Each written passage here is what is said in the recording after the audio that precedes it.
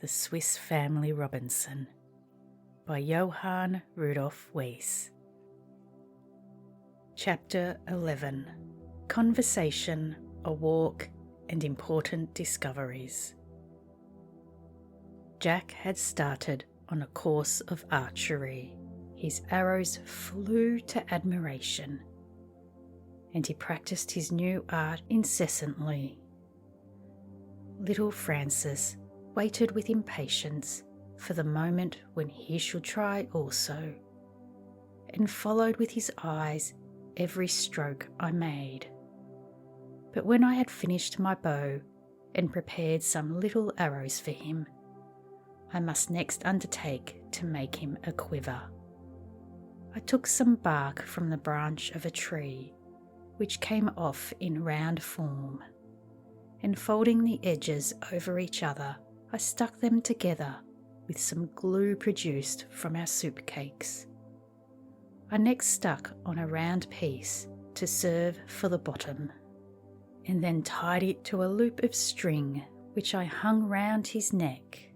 He put his arrows into it, and quite happy took his bow in his hand and ran to try his skill by the side of his brother.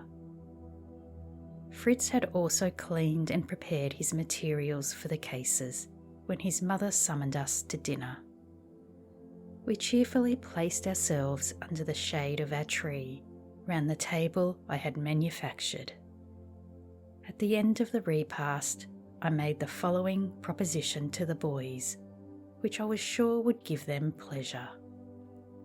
"What think you, my good friends," said I, "of giving a name to the place of our abode, and to the different parts of the country which are known to us? I do not mean a general name to the whole island, but to the objects we are most concerned with. This will make us better understand each other when conversing about them, and also present to us the soothing illusion of inhabiting a country already known and peopled." They all exclaimed joyfully that the idea was excellent.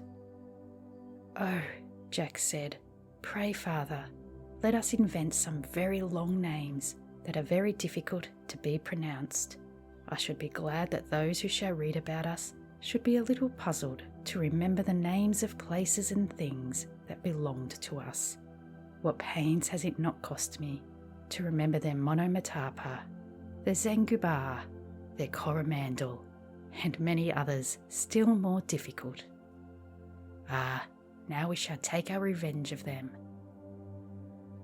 "This would be well," said I, "if it were probable that our history in this country and the names we shall have bestowed were likely to be objects of public curiosity. But in the meanwhile, you forget that our own organs will be fatigued by frequently pronouncing such barbarous words as you propose." "How shall we manage then?" said Jack. "What pretty names can we find?"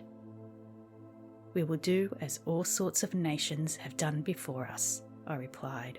"We will call the places by different words from our own language that shall express some particular circumstance with which we have been concerned." "Well, so we will," said Jack. "I shall like this still better. Where shall we begin?" "We shall naturally begin with the bay by which we entered this country. What shall we call it? What say you, Fritz? You must speak first, for you are the eldest." "Let us call it Oyster Bay," said Fritz. "You remember what quantities of oysters we found in it." "Oh no," said Jack. "Let it rather be called Lobster Bay, for you cannot have forgot what a large one it was that caught hold of my leg and which I carried home to you." "Why then," said Ernest, "we may as well call it the Bay of Tears, for you must remember that you blubbered loud enough for all of us to hear you." "My advice," said my wife, "would be that out of gratitude to God, who conducted us hither in safety, we ought to call it Providence Bay, or Bay of Safety." These words are both appropriate and sonorous, and please me extremely, said I. But what name shall we give to the spot where we first set up our tent? Let us call it simply Tent House, said Fritz. That will do very well, and the little islet at the entrance of Providence Bay, in which we found so many planks and beams that enabled us to make our bridge, how shall it be named? It may be called Seagull Island or Shark Island, said Ernest, for it was here we saw those animals. I am for the last of these names, I said, Shark Island, for it was the shark that was the cause of the seagulls being there, and thus we shall also have a means of commemorating the courage and triumph of Fritz, who killed the monster.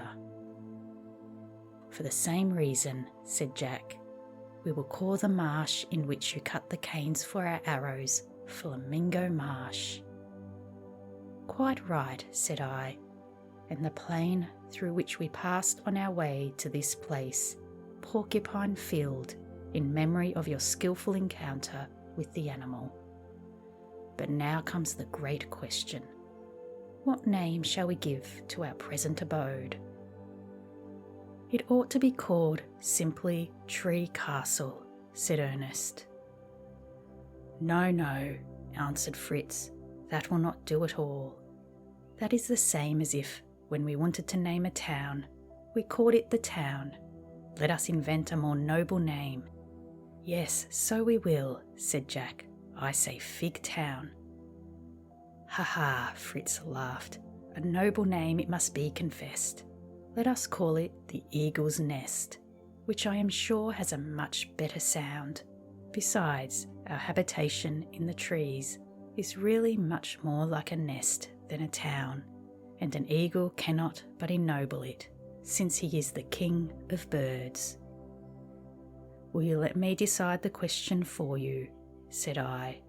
I think our abode should be called the Falcon's Nest, for you are not arrived at the dignity of eagles, but are two truly poor simple birds of prey.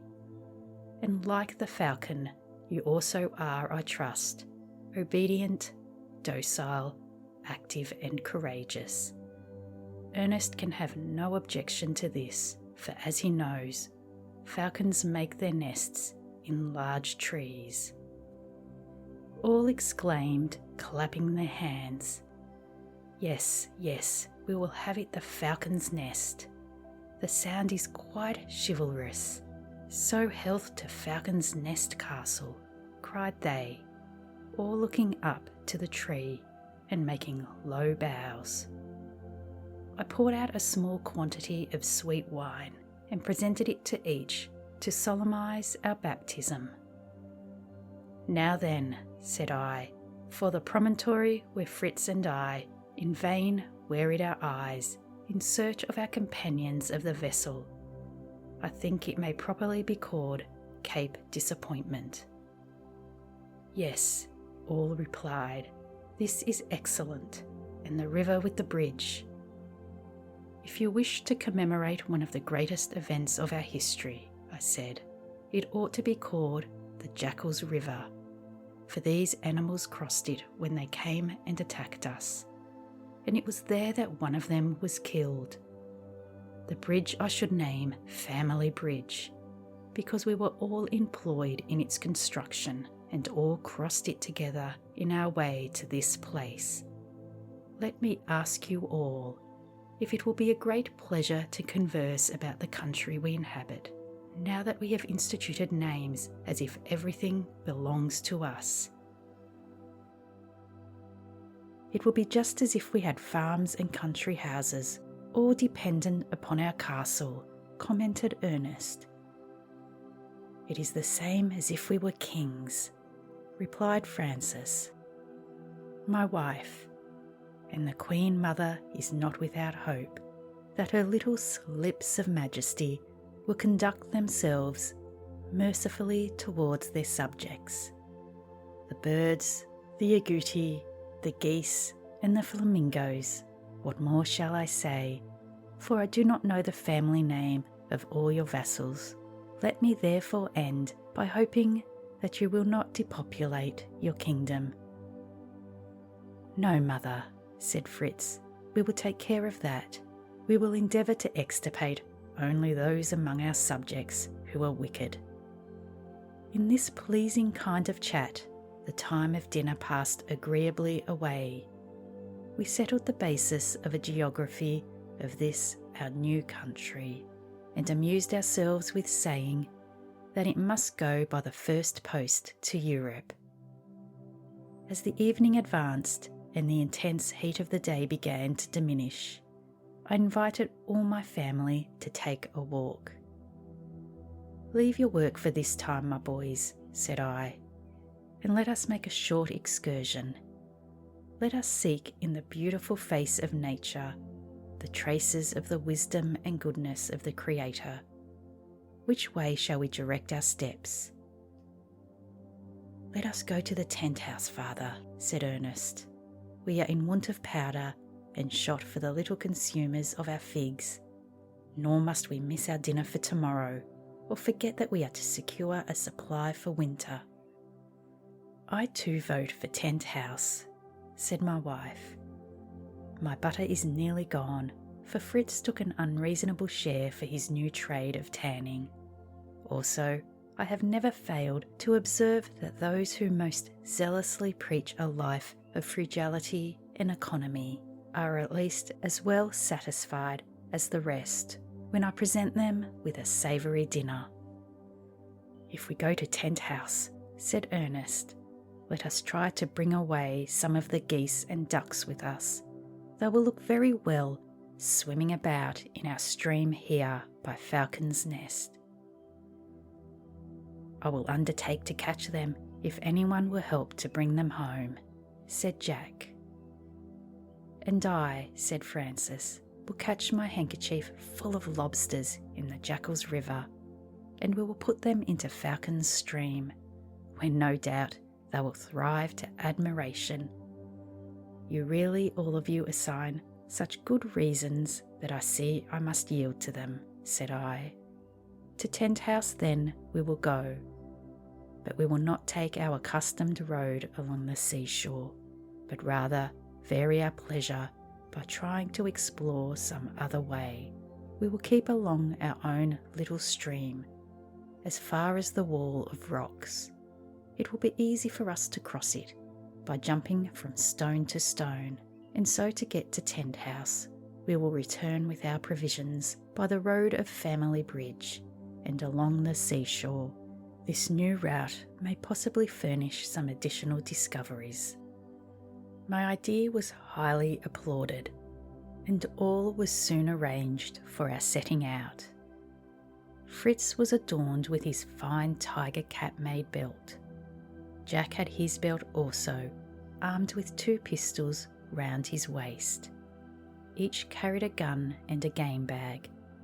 Even little Francis had his bow in his hand and his quiver on his shoulder. Their mother was the only person not burdened with a gun, but she carried her large butter pot to fill it at our large storehouse. Turk marched before us, with his coat of mail studded with spikes, but it was apparent that he felt intimidated and ill at ease. His step was therefore slow and quiet.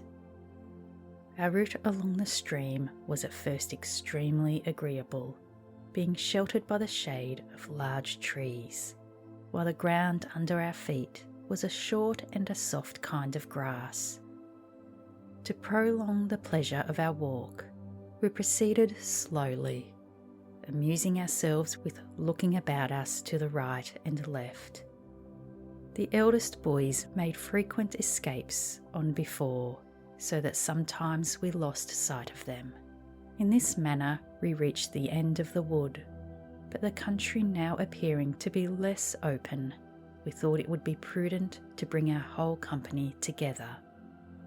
On looking forward, we saw the boys approaching us full gallop, and this time, for a wonder, the grave Ernest was first. He reached me panting for breath, and so full of joy and eagerness that he could not pronounce a single word distinctly, but he held out his hand, which contained 3 little balls of a light green colour. "We have found a prize indeed, father," cried he at last, when he recovered his voice. "We have found some potato seed." "What say you? Potato seed?" inquired I joyfully. "Have you really been so fortunate? Come near, every one of you, and let me look at your little balls." For I scarcely dared believe in so happy an event as the discovery of a plant which would place us forever beyond the reach of hunger and even of apprehension.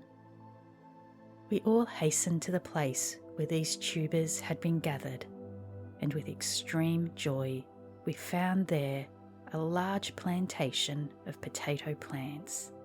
A number of them were covered with their lilac and yellow blossoms, the sight of which conveyed more pleasure to our hearts than if they had been the most fragrant roses.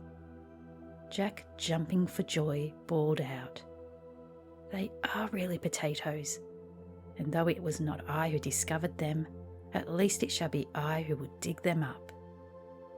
Saying this, he knelt down and began to scratch them up from the earth with his hands. The rest of us, unwilling to be idle spectators, set to work also. With our knives and sticks, we soon procured a sufficient number to fill our bags and our pockets. There are, observed I, different kinds of vegetables more succulent and more delicate than the potato, but it is this plain sustenance that can be eaten for the longest time together without satiety. Accordingly, food of this nature, such as bread, rice, potatoes, obtains on the whole a preference over provisions possessing a higher flavour. Can you tell me, boys, the reason for this? "I know," said Ernest. "It is because they are more wholesome, and because they occasion no disgust," replied Jack. "I could eat potatoes every day of my life without being tired of them." "All you say is true," said I. "In future they will serve us for bread, and often indeed for our whole dinner. But let us for the present dismiss the subject of our unexpected good fortune and resume our expedition." At this point of our discourse we reached Jackal's River, which we crossed stepping with great care from stone to stone, and shortly arrived at our old habitation, where we found everything as we had left it, and each went in pursuit of what he intended to take away. Chapter 12. A bathing, a fishing, the jumping hare, and a masquerade. On our return that evening, I determined on going to Tent House again the next day, and I requested my wife to hasten the dinner for that purpose. She replied that this was already her intention, as she also had a little project in her head which I should be informed of at my return. I, for my part, had one too, which was to refresh myself after the heat and fatigue of my laborious occupations by a plunge into the sea. I wished that Ernest, who was to accompany me, should bathe also, while Fritz was to remain at home for the protection of the family. At the moment of departure, Fritz presented his brother and myself with a case of his own workmanship, which we stuck into our belts, and which in reality was well contrived for holding spoons and knives and forks, while room was left in the middle for a little hatchet. I praised Fritz for having thus brought an idea to perfection, and for contriving to make 2 cases with the small skin he had procured instead of one. We had harnessed the ass and the cow to a sledge made previously.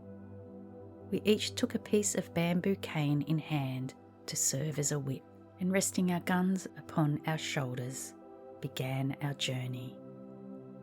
Flora was to accompany us, and Turk to remain behind. We bade adieu to our companions and put our animals in motion. We took the road by the seashore, where the sands afforded better travelling for our vehicle than the thick wild grass.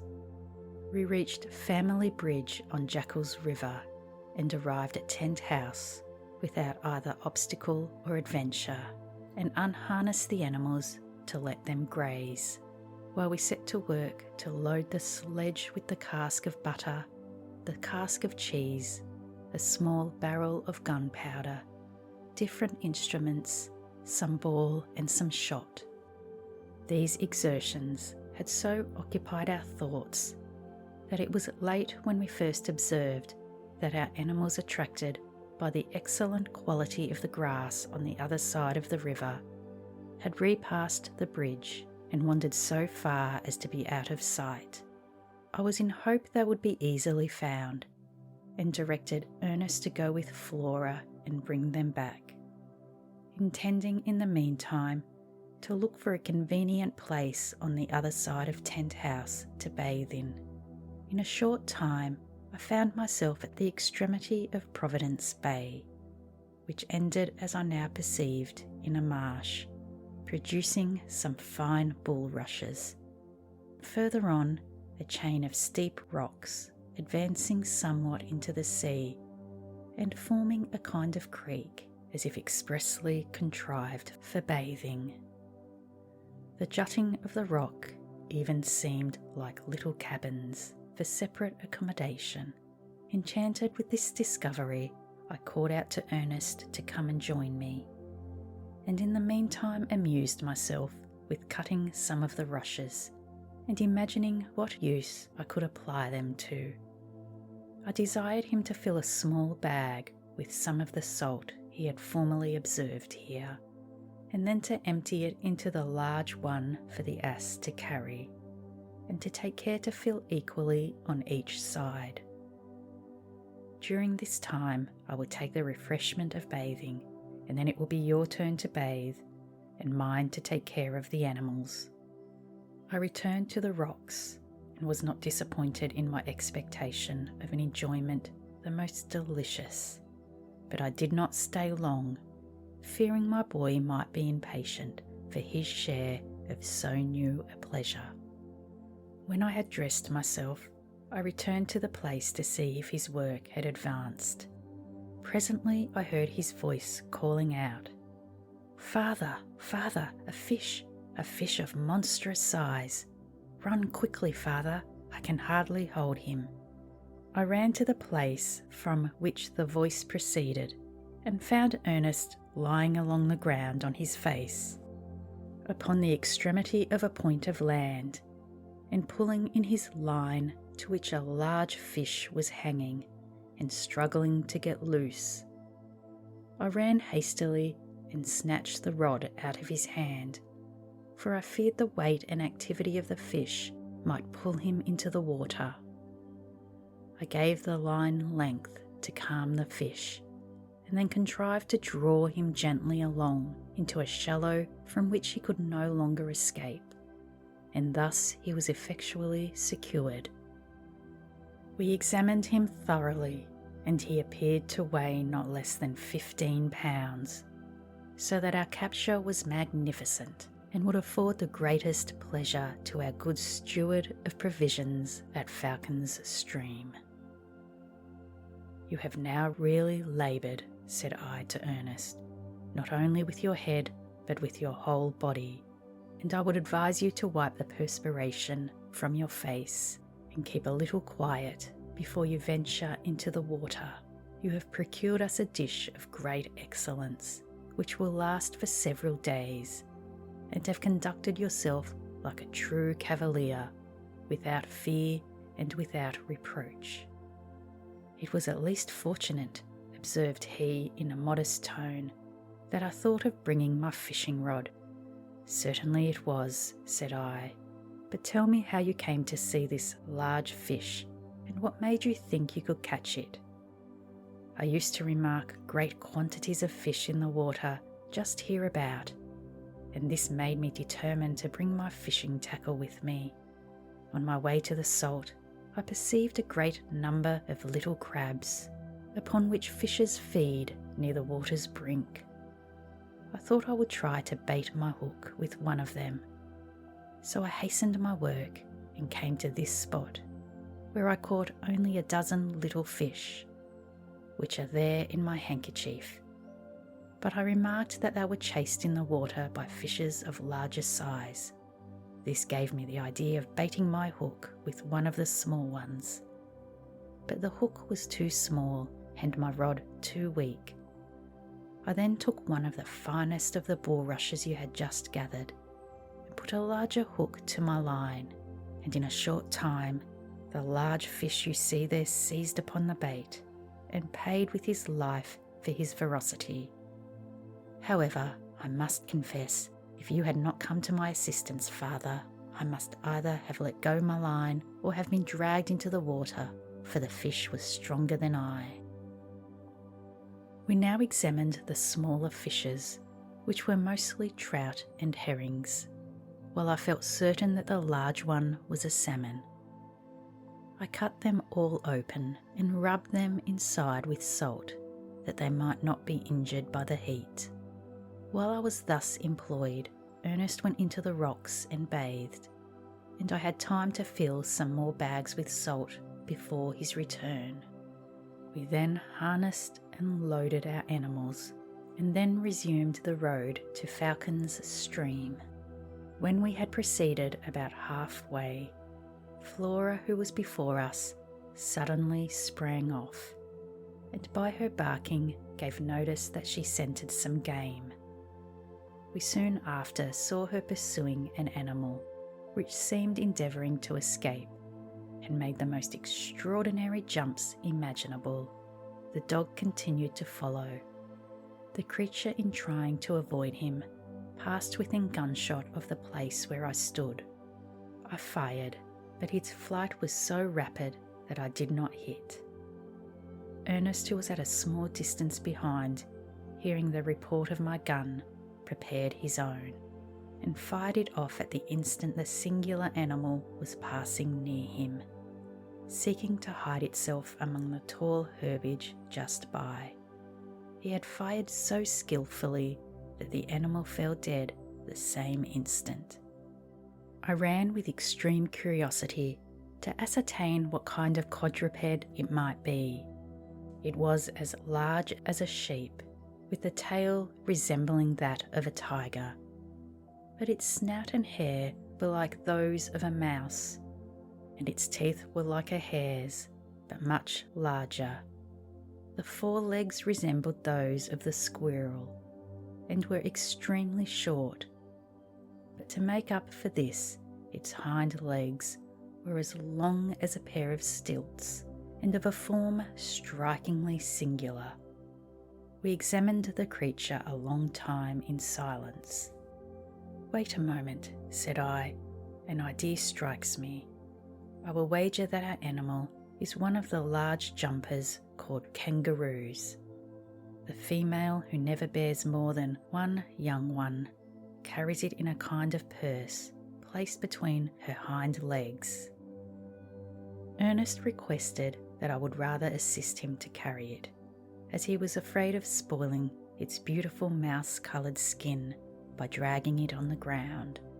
I therefore tied the forelegs of the kangaroo together, and by means of 2 canes, we with considerable trouble contrived to carry it to the sledge upon which it was securely fastened. We at length happily arrived, though somewhat late, at Falcon's Stream, having heard from a great distance the salutations of our family. Our companions all ran to meet us, but it was now, on seeing the ludicrous style of the dress of the 3 boys, our turn for immoderate fits of laughter.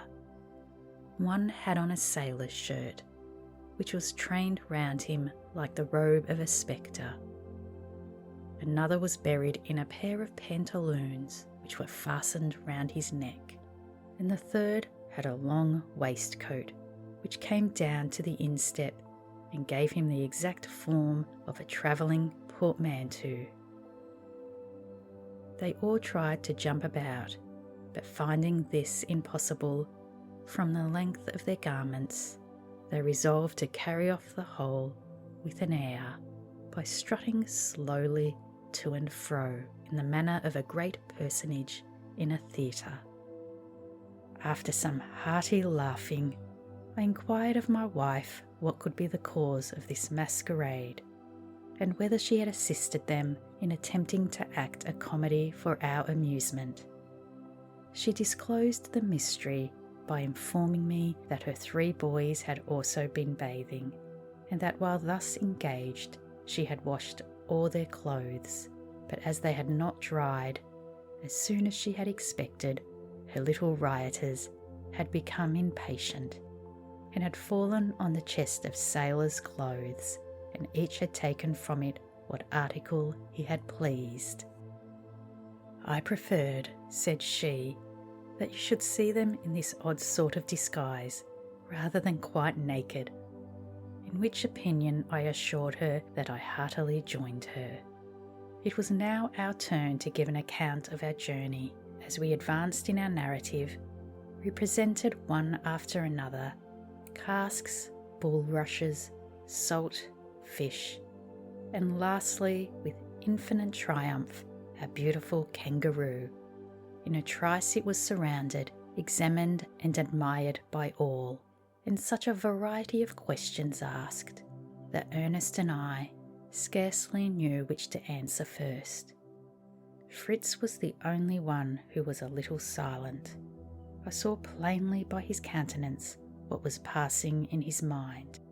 He was jealous of the good fortune of his brother Ernest, but I also saw that he was struggling manfully against the ascendancy of so mean a passion. In a short time he had succeeded so completely that he joined frankly and unaffectedly in our conversation and merriment. He came near the kangaroo and examined it. Then turning to his brother, he observed to him in a kind tone that he had had good luck, and that he must be a good shot to have killed the animal with so little difficulty. "But father," said he, "when you go again to Tent House, or on any other excursion, will it not be my turn to accompany you? For here at Falcon's Stream there is nothing new to amuse us. A few thrushes and some pigeons, this is all we have from day to day, and I find it very tiresome." "I promise you cheerfully what you desire, my dear boy," said I. "I therefore engage that you shall accompany me in my very next excursion, which will probably take place at no greater distance of time than tomorrow, and it will be another journey to the vessel."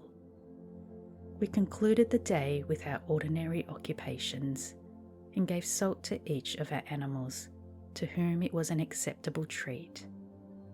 We then skinned our kangaroo, and put it carefully aside till the next day, when we intended to cut it to pieces, and lay such parts in salt as we could not immediately consume.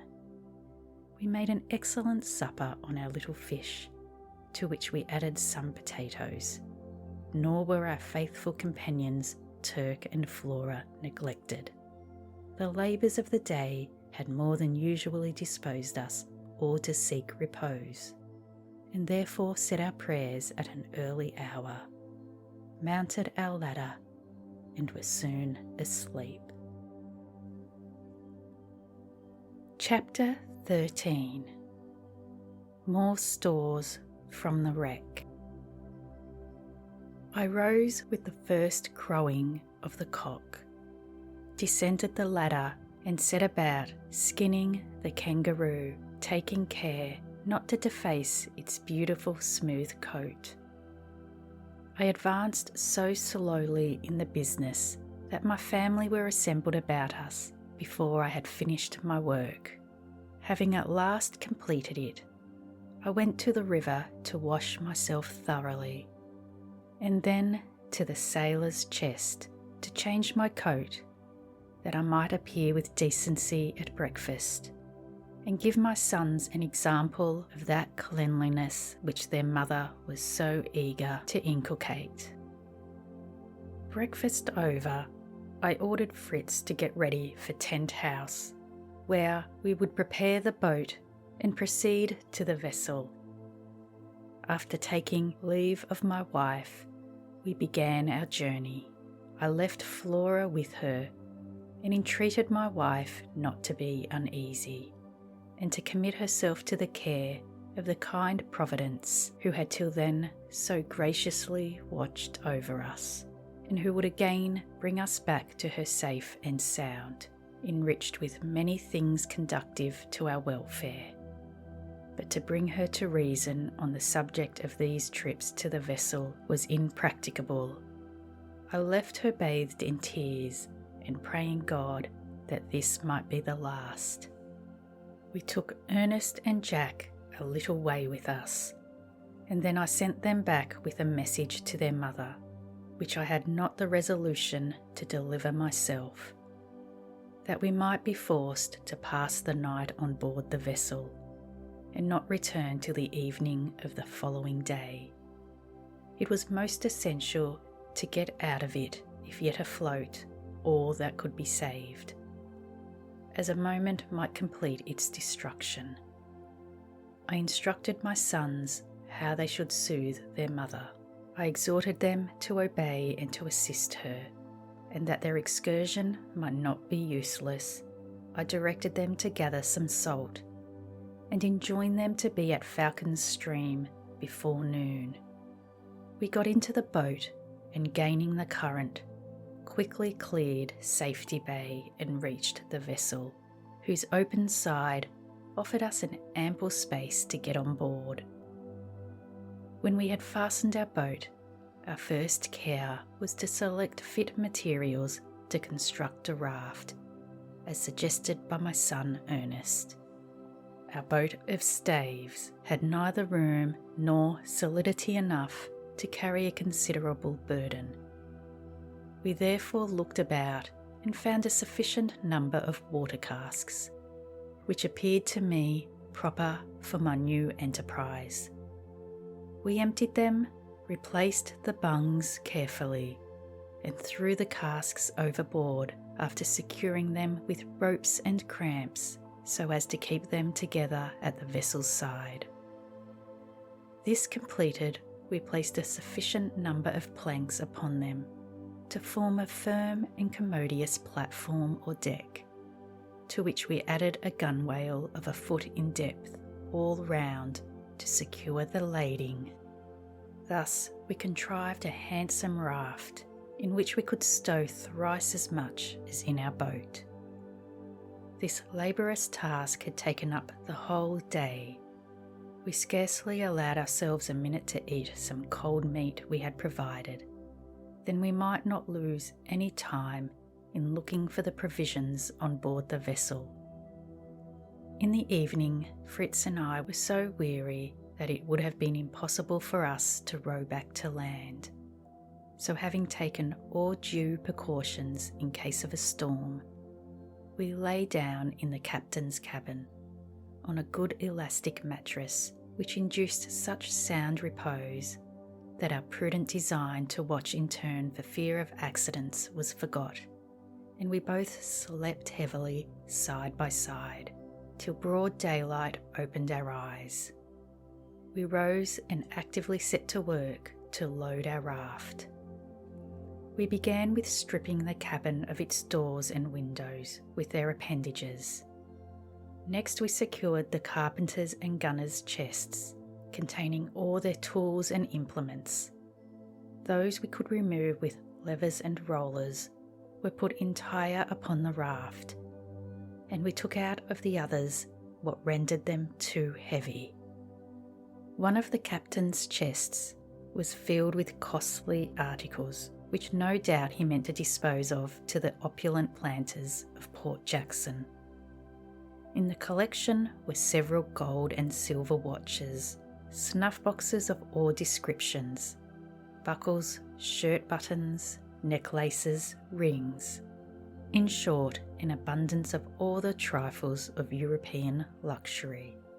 But the discovery that delighted me most was a chest containing some dozens of young plants of every species of European fruits, which had been carefully packed in moss for transportation. I perceived pear, plum, almond, apple, apricot, chestnut trees, and vine shoots. I beheld with a feeling I cannot describe those productions of my dear country which once so agreeably embellished my rural dwelling, and which I might hope would thrive in a foreign soil. We discovered a number of bars of iron and large pigs of lead, grinding stones, cartwheels ready for mounting, a complete set of farrier's instruments, tongs, shovels, ploughshares, rolls of iron and copper wire, sacks full of maize, peas, oats, and even a little hand mill. The vessels had been freighted with everything likely to be useful in an infant colony so distant. We found a sawmill in separated state, but each piece numbered and so accurately fitted that nothing was easier than to put it together for use. I had now to consider what of all these treasures I should take or leave. It was impossible to carry with us in one trip such a quantity of goods, and to leave them in the vessel was exposing ourselves to be wholly deprived of them. We, with difficulty and hard labour, finished our loading, having added a large fishing net, quite new, and the vessel's great compass. With the net, Fritz found 2 harpoons and a rope windlass, such as they use on the whale fishery. He asked me to let him place the harpoons tied to the end of the rope over the bow of our tugboat, and thus be in readiness in case of seeing any large fish, and I indulged him in his fancy. Having completely executed our undertaking, we stepped into the tugboat, and with some small difficulty, which a little reflection and a few experiments soon enabled us to overcome, we pushed out for the current, drawing our raft triumphantly after us with a stout rope, which we had been careful to fasten securely at its head. Chapter 14. The Tortoise Harnessed. The wind was favourable, and briskly swelled our sail. The sea was calm, and we advanced at a considerable rate. Fritz had for some time fixed his eyes on something of a large size which was floating on the water, and he now desired me to take the glass and see what it could be. I soon perceived that it was a tortoise, which had fallen asleep in the sun on the surface of the water. No sooner had Fritz learned this than he entreated me to steer softly within view of so extraordinary a creature. I readily consented, but as his back was towards me and the sail between us, I did not observe his motions till a violent jerk of the boat, a sudden turning of the windlass, and then a second jerk, accompanied by a rapid motion of the boat, gave me the necessary explanation. "For heaven's sake, what are you about, Fritz?" exclaimed I, somewhat alarmed. "I have caught him, I touched him," cried Fritz, without hearing one word I had been saying. "The tortoise is ours. Is not this, then, a valuable prize? For it will furnish dinners for us all for many weeks." I soon perceived that the harpoon had caught the animal, which, feeling itself wounded, thus agitated the vessel in its endeavours to get away. I quickly pulled down the sail, and seizing a hatchet, sprang to the boat's head to cut the rope and let the harpoon and the tortoise go. but Fritz caught hold of my arm, conjuring me to wait a moment and not so hastily bring upon him the mortification of losing at one stroke the harpoon, the rope, and the tortoise. He proposed watching himself with the hatchet in his hand to cut the rope suddenly should any sign of danger appear, and I yielded to his entreaties.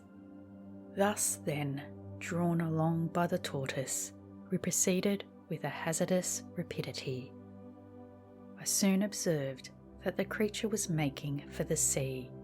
I therefore again hoisted the sail, and as the wind was to the land and very brisk, the tortoise found resistance of no avail.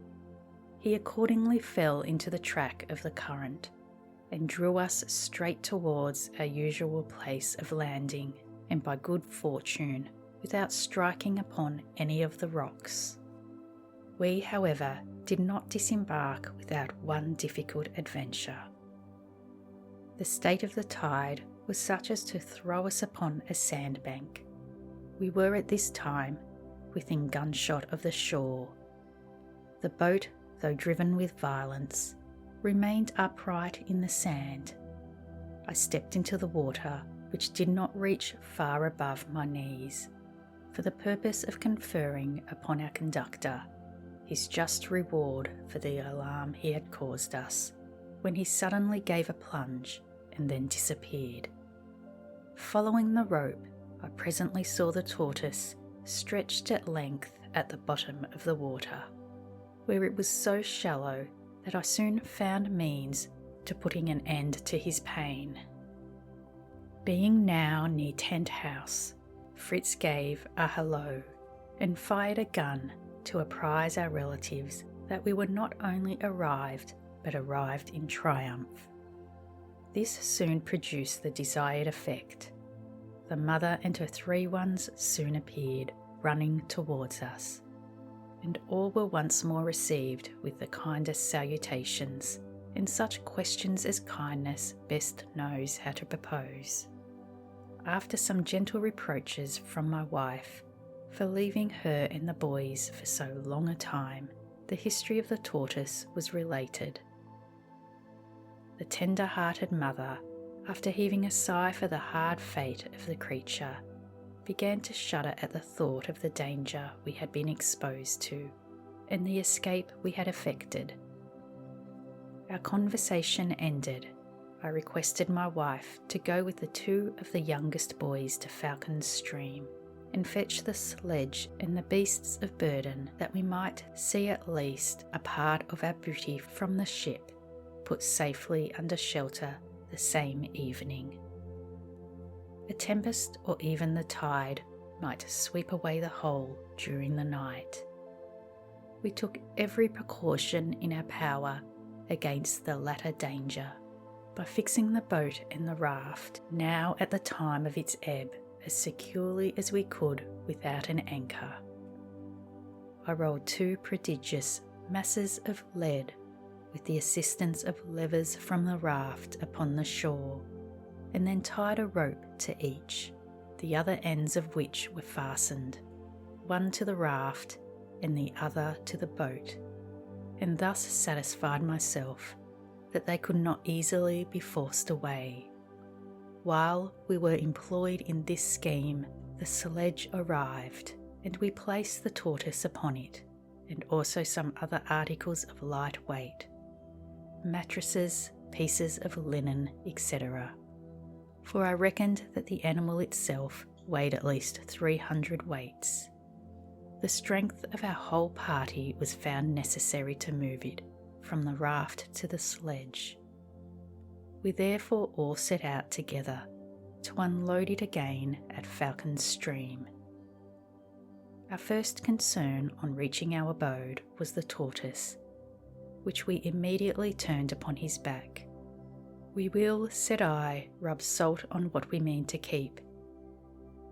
"Oh dear papa," cried Francis, "do give me the shell, it will be such a pretty plaything." "No, no," bawled out another, and one and all contended for the preference. I imposed silence, declaring that the right was entirely in Fritz. But, continued I, it may be well to ask what each of you thought of doing with the shell if he had obtained it. I should turn it into a shield to defend myself with, said Ernest. Ah, I replied, there is my egotist again, but let us see in what way you would use it. You would fling it across your shoulders, no doubt, and take to your heels manfully. I have guessed right, my poor Ernest, have I not? And you, Jack, what have you to say? I should make a nice little boat of it, which would help to amuse us all. I was thinking how cleverly we could fill it with potatoes, or the other things we want to take from tent house to Falcon's Nest. It would glide along so nicely with the stream, and we should be saved all the fatigue we now have in carrying them. Your scheme, I grant, is not ill-imagined, Jack, but a small raft or an old chest would do just as well for your purpose. And now for my little Francis, I wonder what pretty plans he had thought of. I thought I should build a little house, Papa, and the shell would make such a nice roof to it. Vastly well, my lads, if we had only our amusement or ease to think of. But I want you all to form the habit of thinking and acting for the general good, rather than that of which will most gratify or accommodate his single self. Now then, let me ask to what use Fritz, the only rightful claimant to the shell, had intended to apply it. I thought, Father, of cleaning it thoroughly and fixing it by side of our river, and keeping it always full of pure water for my mother's use when she has to wash the linen or cook our victuals. Excellent, Fritz, excellent, my boy.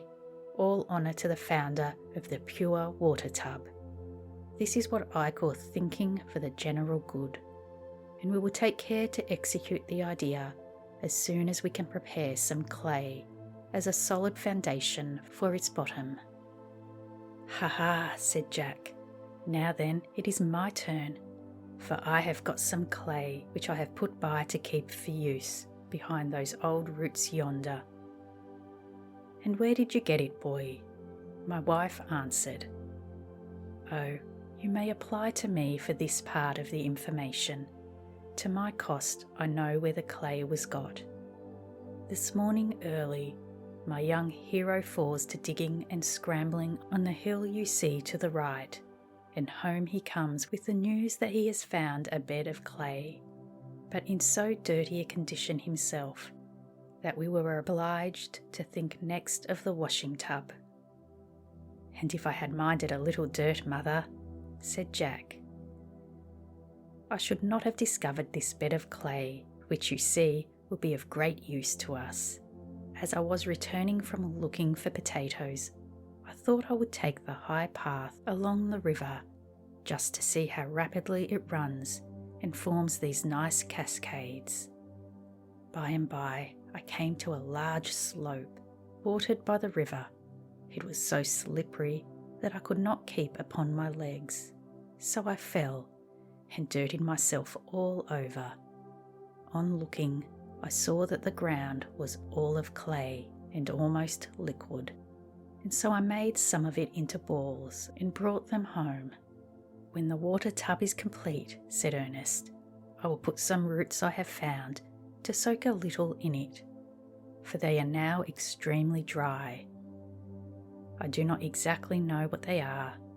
They look something like the radish or horseradish, but the plant from which I took them was almost the size of a bush. Being ignorant, however, of its name or nature, I have not yet ventured to taste the roots, though I saw our sow eat heartily of them.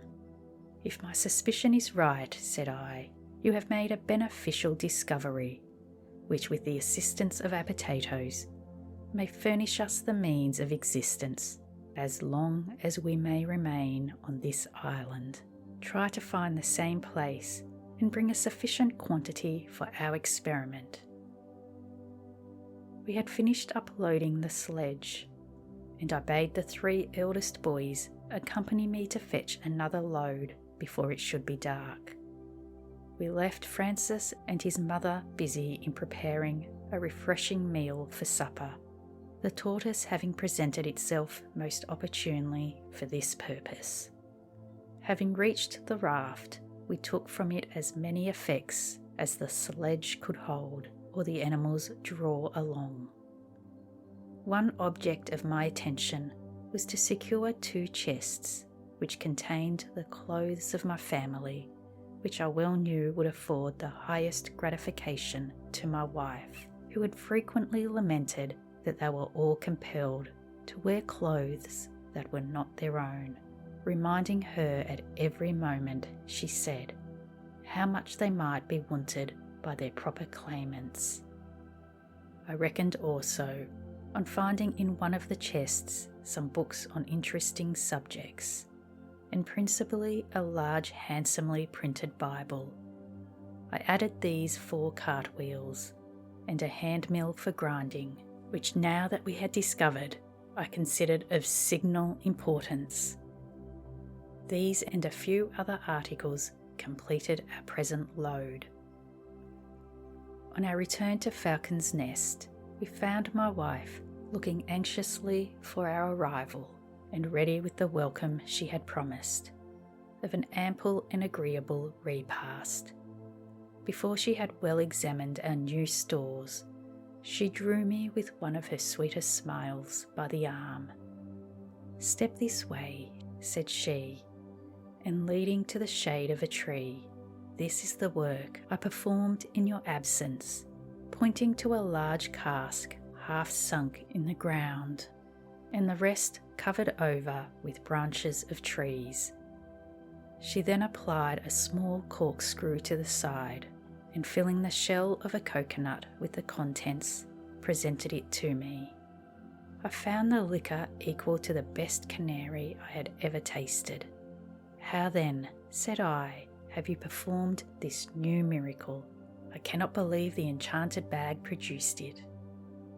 "Not exactly," replied she, "for this time it was an obliging white wave which threw it on shore.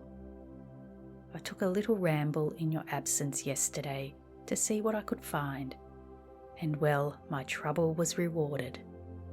The boys ran for the sledge, and had but little difficulty in getting the cask to Falcon's Stream, where we dug this place in the earth to keep it cool. My wife now proposed that all should be regaled with some of the delicious beverage.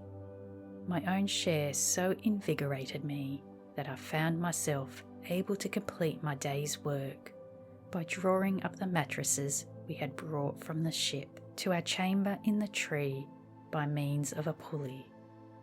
When I had laid them along to advantage, they looked so inviting that I could scarcely resist my desire of at once committing myself to the kind of relief they seemed to offer to my exhausted strength. But now the savoury smell of the tortoise laid claim to my attention. I hastened down, and we all partook heartily of the luxurious treat. We returned thanks to God, and speedily retired to taste the blessing of sound repose upon the said mattresses. Chapter 15. Another trip to the wreck. I rose before day to go to the seaside and inspect our 2 vessels. I gently descended the ladder without awakening my family. Above, the scene was all repose. Below, everything was in life and motion. The dogs jumped about me. The cock and the hens flapped their wings and chuckled, and our goats shook their long beards as they browsed. I quickly roused and harnessed the ass, and the dogs followed without bidding. As I approached the shore, animated at different moments by hope and fear, I soon saw that the boat and raft had resisted the tide, though it had partially heaved them up. I got quickly on the raft, took a small loading and returned to Falcon's Stream in time for breakfast. But not a single creature of its inhabitants appeared, though the sun was high above the horizon. I gave a shout as loud as a war whoop, which awoke my wife. "Really, my dear," said she, "there must be a magic charm in the mattress you brought yesterday that has lulled us into so sound a sleep." "Up, my lads," exclaimed I once again. "The more we venture to parley with Sloth, the longer she holds us in her chains. Brave youths like you ought to awake at the first call, and leap quick and gaily out of bed." Fritz, a little ashamed, was dressed first, Jack soon after him, and Francis next. The ever slothful Ernest was the last. "It is so delightful," cried he, "to lose oneself again after being awakened. One feels sleep come on afresh so gently." "But it is my duty to tell you, Ernest," said I, and that gravely, that he who indulges himself in all that flatters his senses will end by falling a victim to them. After this short admonition, we all came down, and breakfast over, we returned to the seaside to complete the unloading of the raft, that it might be ready for sea on the ebbing of the tide. We were not long in taking 2 cargoes to Falcon's Stream. At our last trip, the water was nearly up to our raft. I sent back my wife and the boys and remained with Fritz till we were quite afloat. When observing Jack still loitering near, I guessed his wish and consented to his embarking with us. Shortly after, the tide was high enough for us to row off. Instead of steering for Safety Bay to moor our vessels there securely, I was tempted by a fresh sea breeze to go out again to the wreck. But it was too late to undertake much, and I was unwilling to cause my dear partner uneasiness by passing another night on board. I therefore determined to bring away only what could be obtained with ease and speed. We searched hastily through the ship for any trifling articles that might be readily removed. Jack was up and down everywhere, at a loss what to select, and when I saw him again, he drew a wheelbarrow after him, shouting that he had found a vehicle for carrying our potatoes. But Fritz next disclosed still better news, which was that he had discovered behind the bulkhead amidships a pinnace, a small craft the forepart of which is square, taken to pieces with all its appurtenances and even 2 small guns for its defence. The intelligence so delighted me that I quitted everything else to run to the bulkhead when I was convinced of the truth of the lad's assertion. But I instantly perceived that to put it together and launch it would be a Herculean task. I collected various utensils, a copper boiler, some plates of iron, tobacco graters, 2 grinding stones, a small barrel of gunpowder, and another full of flints, which I much valued. Jack's barrow was not forgotten. 2 more were afterwards found and added, with straps belonging to them. All these articles were hurried into the boat, and we re-embarked with speed to avoid the land wind that rises in the evening. As we were drawing near the shore, we were struck with the appearance of an assemblage of small figures ranging in a long line on the strand that seemed to be viewing us attentively. They were dressed in black and all uniform, with white waistcoats and full cravats, the arms of these being hung down carelessly.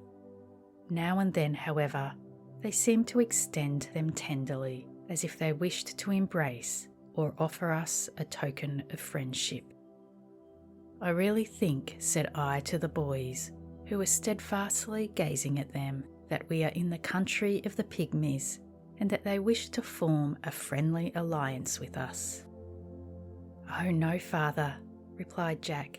They are certainly Lilliputians, though somewhat bigger than those of whom I read the description in Gulliver's Travels.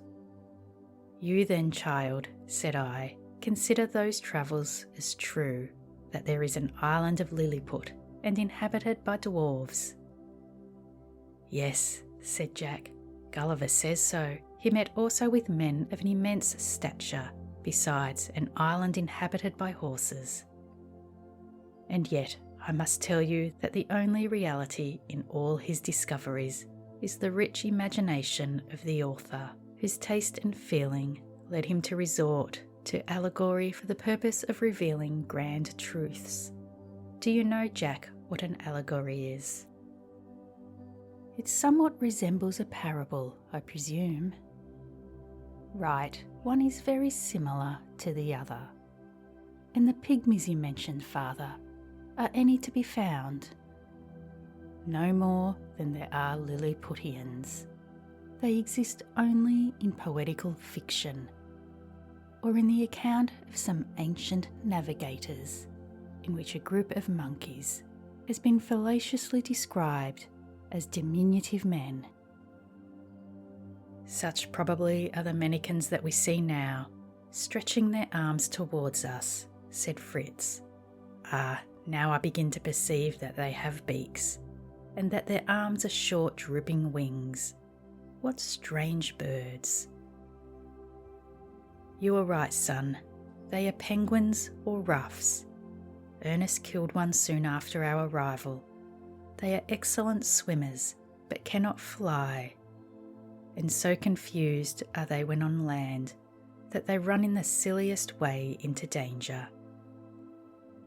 While we were talking, I steered gently towards the shore to enjoy the uncommon sight the longer, but the very moment we got into shallow water, my giddy Jack leapt up to his waist into it, and was quickly on land, battering with his stick among the penguins. The penguins, seeing they were so roughly accosted, plunged into the sea, dived and disappeared. As the sun declined and we despaired of finishing before night set in, each of us filled a barrow in order to take home something. I requested that the tobacco graters and iron plates might be in the first load.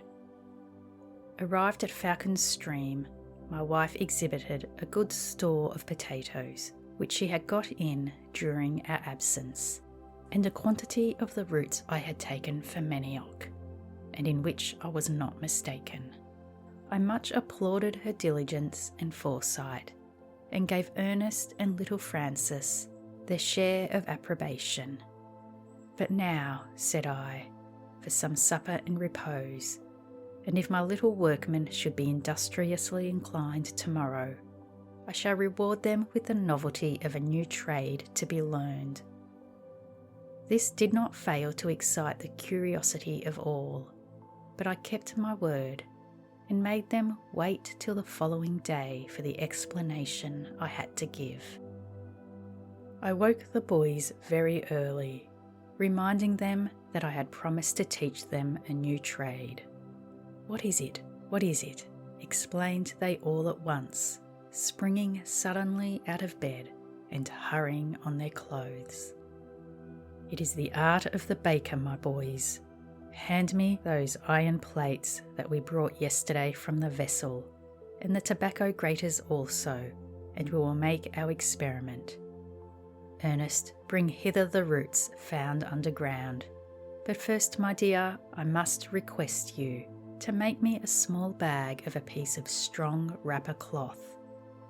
My wife set instantly to work to oblige me, but having no great confidence in my talents for making either bread or cakes, she first filled a copper boiler with potatoes and put it on the fire, that we might not be without something to eat at dinner time.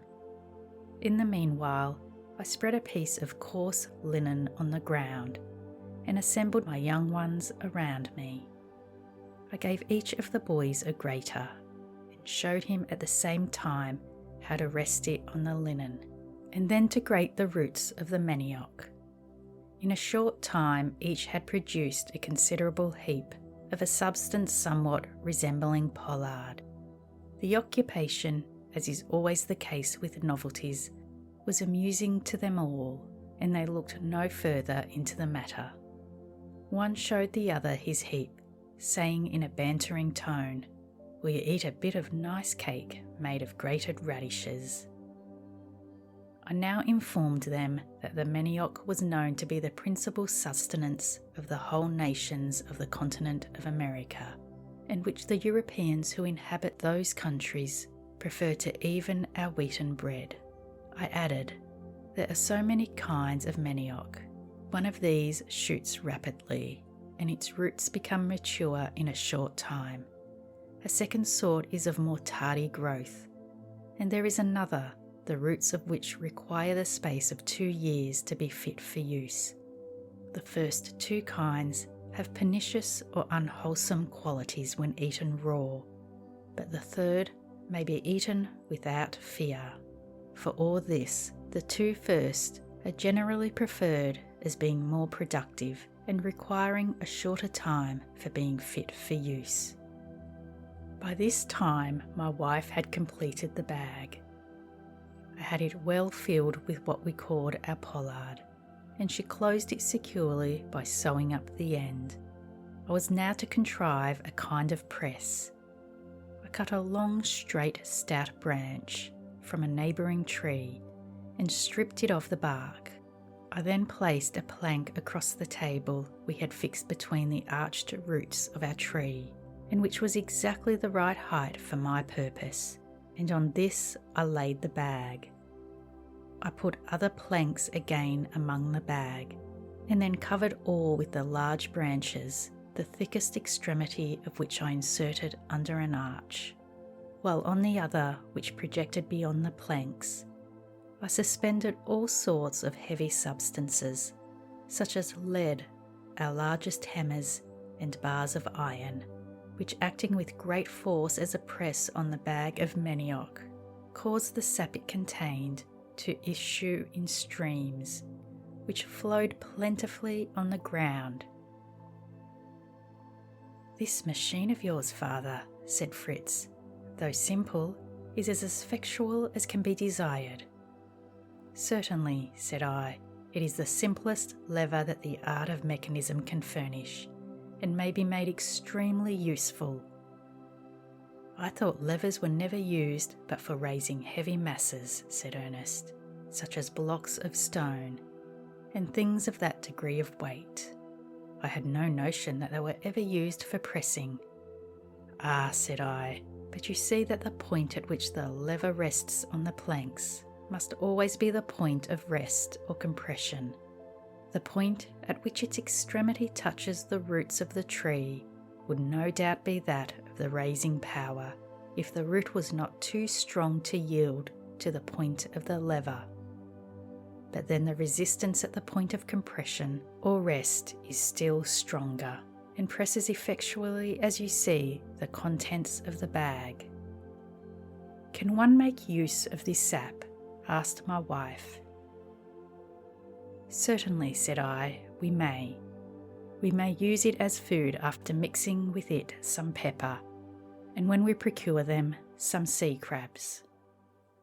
"Father, it no longer runs a single drop," said Fritz. "May we not now set about making the dough?" "I have no objection, but as there are some poisonous kinds of manioc, it will be prudent to make only a small cake at first, by way of experiment, which we will give to the monkey and the fowls, and wait to see the effect instead of exhausting our whole store at once." We now opened the bag, and took out a small quantity of the pollard, which already was dry enough. We stirred the rest about with a stick, and then replaced it under the press.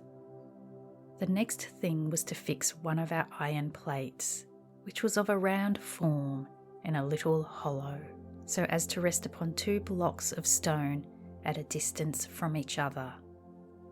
Under this we lighted a large fire, and when the iron plate was completely heated, we placed a portion of the dough upon it with a wooden spade. As soon as the cake began to be brown underneath, it was turned that the other side might be baked also. "Oh, how nicely it smells," said Ernest. "What a pity that we may not eat some of it immediately." "I believe you might safely venture," said I, "but it is perhaps better to wait till the evening and run no greater risk than the loss of 1 or 2 of our fowls. And we may say this trial of the cake will be the first service he has rendered us." As soon as the cake was cold, we broke some of it into crumbs and gave it to 2 of the fowls, and a large piece to the monkey, who nibbled it with a perfect relish, making all the time 1,000 grimaces, while the boys stood on envying the preference he enjoyed.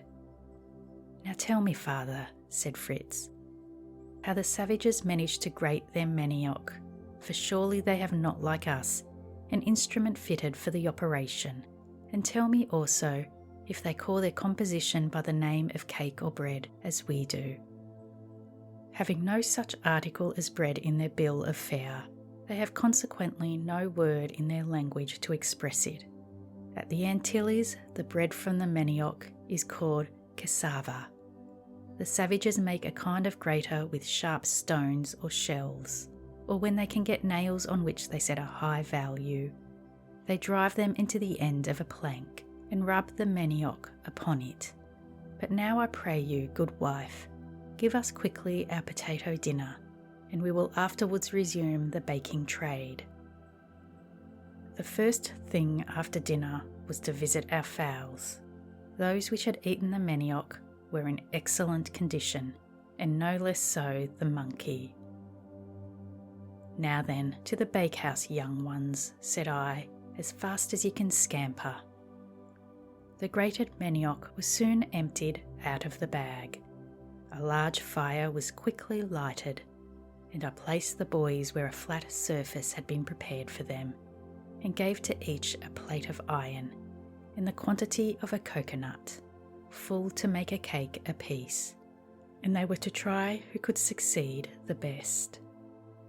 They were ranged in a half circle round me, that they might observe how I proceeded, and adopt the same method for themselves. The result was not discouraging for a first experiment, though it must be confessed we were now and then so unlucky as to burn a cake. But there was not a great number of these than served to feed the pigeons and the fowls, which hovered round to claim their share of the treat.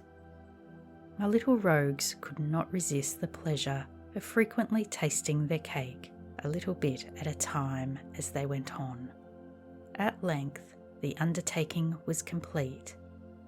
The cakes were put in a dish and served in company with a handsome share of milk to each person, and with this addition they furnished us with an excellent repast.